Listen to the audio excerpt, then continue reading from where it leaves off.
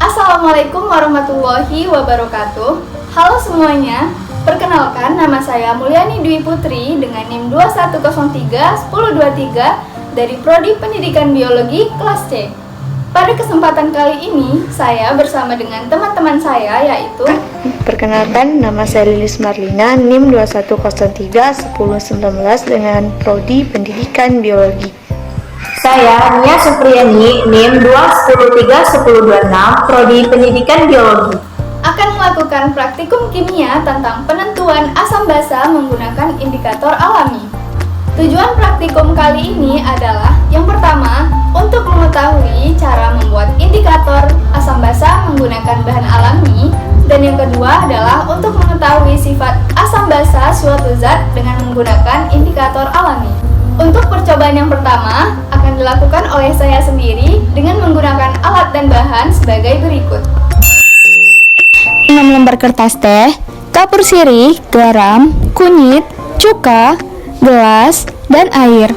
Untuk percobaan yang pertama, bahan yang digunakan adalah kunyit. Saya menggunakan kunyit bubuk. Dan larutan yang digunakan adalah larutan cuka, larutan kapur sirih, dan larutan garam. Pertama-tama, kita larutkan bubuk kunyit tersebut menggunakan air, lalu kita aduk hingga merata.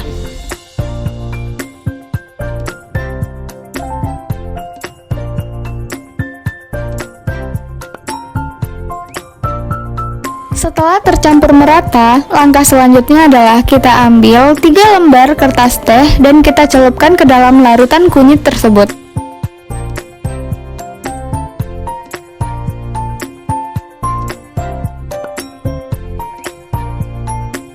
Setelah itu, kita tunggu beberapa saat agar larutan tersebut diserap oleh kertas tehnya. Setelah ditunggu beberapa saat, masukkan kertas teh tersebut ke dalam larutan yang telah disediakan.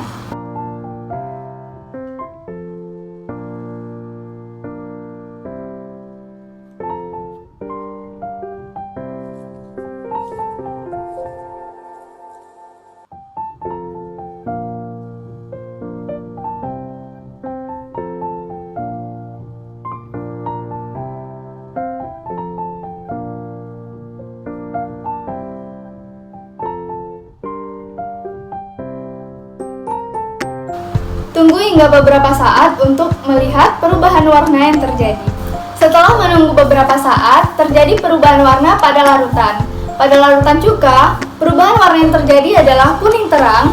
Pada larutan kapur sirih, perubahan warna yang terjadi adalah oranye kemerahan. Dan pada larutan garam, tidak terjadi perubahan warna sama sekali. Yang mana larutan cuka merupakan asam, larutan kapur sirih merupakan basa, dan larutan garam merupakan netral. Lanjut pada percobaan yang kedua, yaitu menggunakan buah naga. Pertama-tama, buah naganya kita hancurkan terlebih dahulu untuk mengambil sari-sari dari buah naga tersebut. Pertama, kita haluskan terlebih dahulu buah naganya, lalu kita beri sedikit air untuk mendapatkan sari dari buah naga tersebut, dan diaduk hingga merata.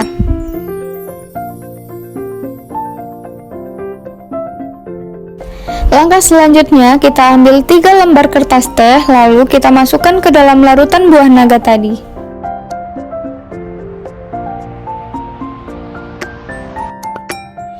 Setelah itu, ratakan hingga seluruh permukaan kertas teh menyerap larutan tersebut, dan kita diamkan selama beberapa saat.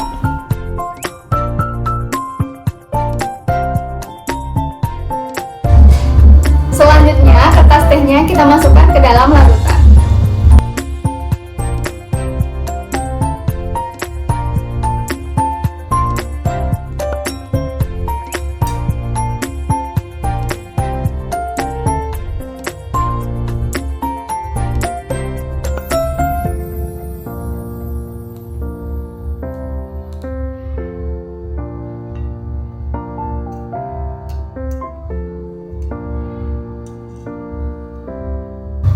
Setelah itu, kita tunggu beberapa saat untuk melihat perubahan warna yang terjadi.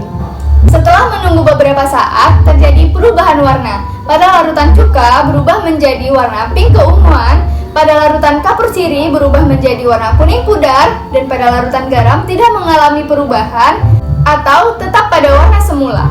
di mana larutan cuka merupakan asam, larutan kapur sirih merupakan basa, dan larutan garam merupakan netral.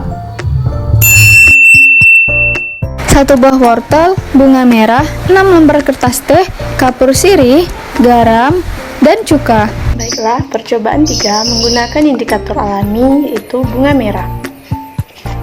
Pertama, ambil bunga merah, lalu ditumbuk hingga halus.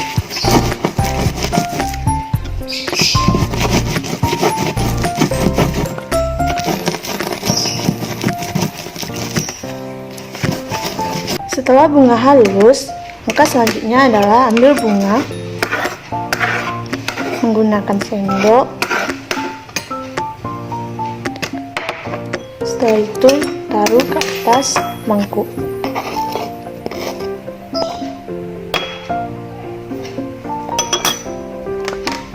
Nah, setelah seperti ini, langkah selanjutnya adalah beri air sedikit.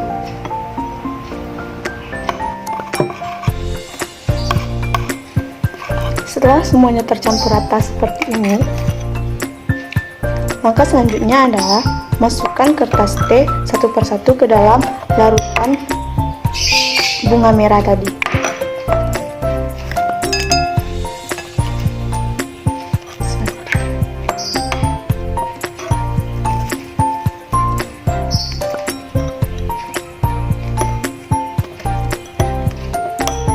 Setelah kertas teh menyerap cairan bunga merah, langkah selanjutnya adalah masukkan kertas teh tadi ke dalam larutan kapur, cuka, serta garam. Nah, pertama kita akan memasukkan kertas teh ini yang sudah tercampur dengan cairan bunga merah ke dalam larutan cuka.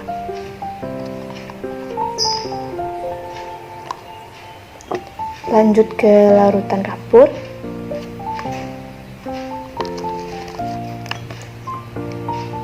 Dan yang terakhir adalah larutan garam.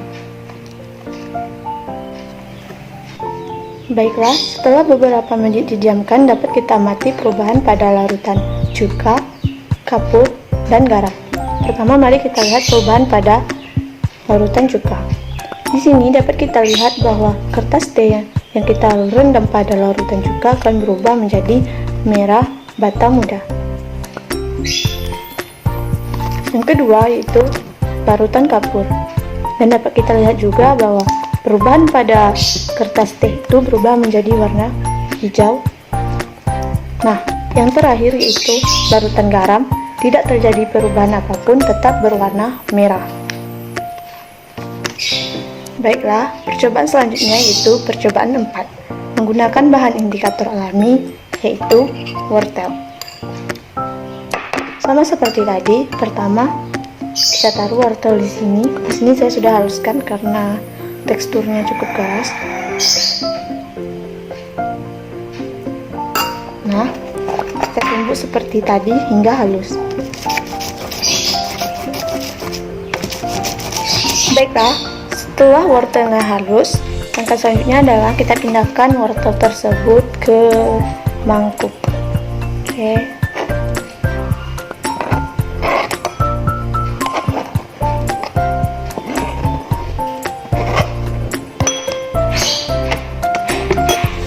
Langkah selanjutnya adalah wortel yang telah kita masukkan ke dalam mangkuk, kita isi air sedikit.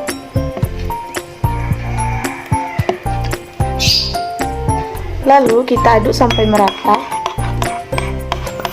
Baik, setelah wortel dengan air tadi tercampur, langkah selanjutnya adalah sama seperti tadi, kita masukkan kertas teh satu persatu ke dalam air, campuran air dan wortel tadi. Kita masukkan satu persatu.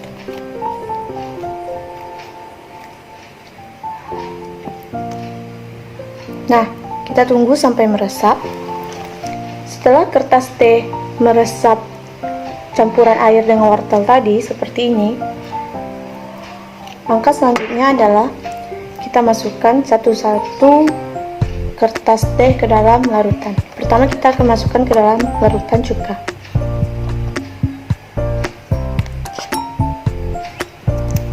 Yang kedua, kita masukkan juga kertas teh tadi ke dalam larutan kapur. Nah, yang terakhir itu pada larutan garam. Kita tunggu beberapa menit.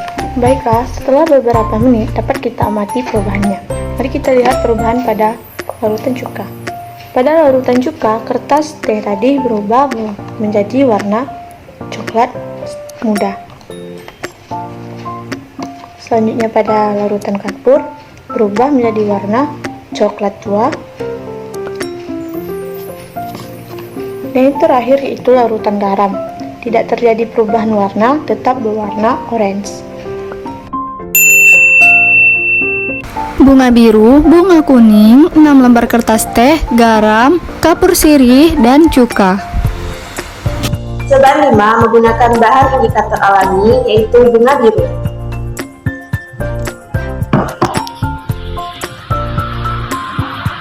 Tumbuk bunga biru hingga halus. Jika sudah halus, ambil menggunakan sendok.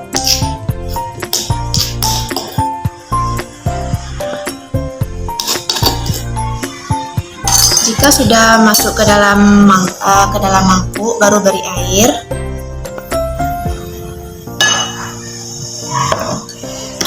Setelah diberi air, baru dikacau. Setelah semuanya meresap, masukkan satu persatu kertas teh ke dalam mangkuk.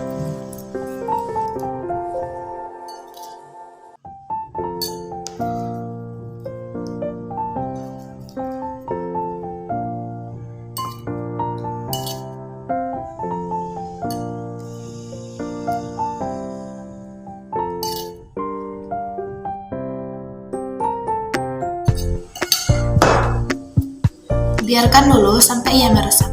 Setelah semuanya meresap, masukkan satu persatu kertas teh ke dalam larutan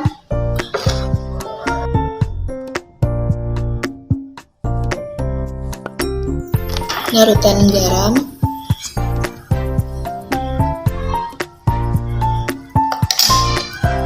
Setelah itu, masukkan ke dalam larutan kapur.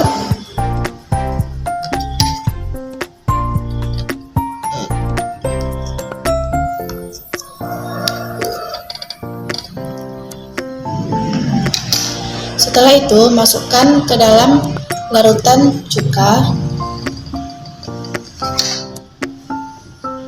Kita lihat perubahan yang terjadi.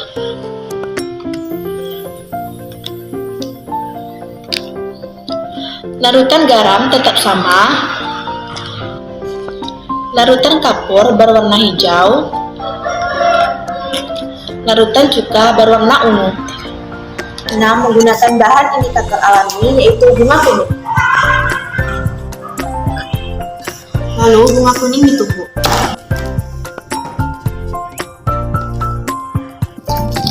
Setelah halus, masukkan ke dalam mangkuk.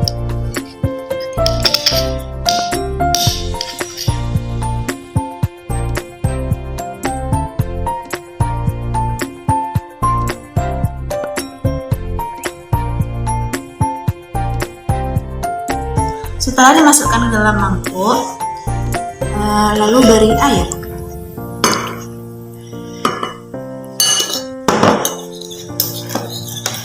Aduk hingga merata. Setelah diaduk merata, masukkan satu persatu kertas teh. Masukkan satu persatu.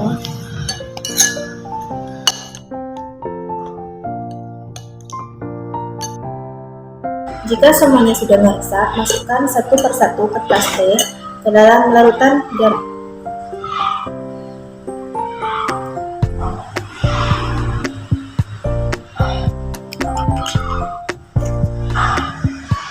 Setelah itu, masukkan ke dalam larutan kapur.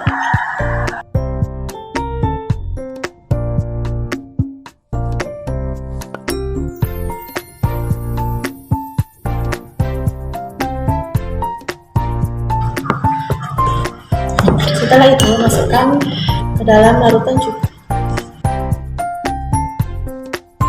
kita lihat perubahan yang terjadi. Kita lihat yaitu larutan garam berwarna tetap sama.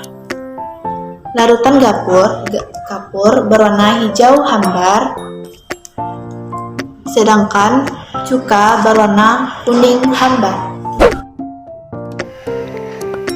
Baiklah, hasil dari praktikum kita hari ini adalah 1. Indikator alami didapat dengan cara mengambil ekstrak dari tanaman.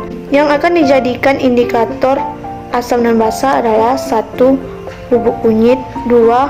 Buah naga, 3. Bunga merah, 4. Bunga biru, 5. Bunga kuning, dan yang keenam adalah buah wortel. Yang kedua, cuka bersifat asam karena dia saat ditetesi indikator kunyit berubah menjadi warna kuning terang, buah naga berubah menjadi pink keunguan, bunga merah berubah menjadi merah bata muda, bunga kuning berubah menjadi kuning hambar, bunga biru berubah menjadi warna ungu, dan buah wortel berubah menjadi warna coklat. 3.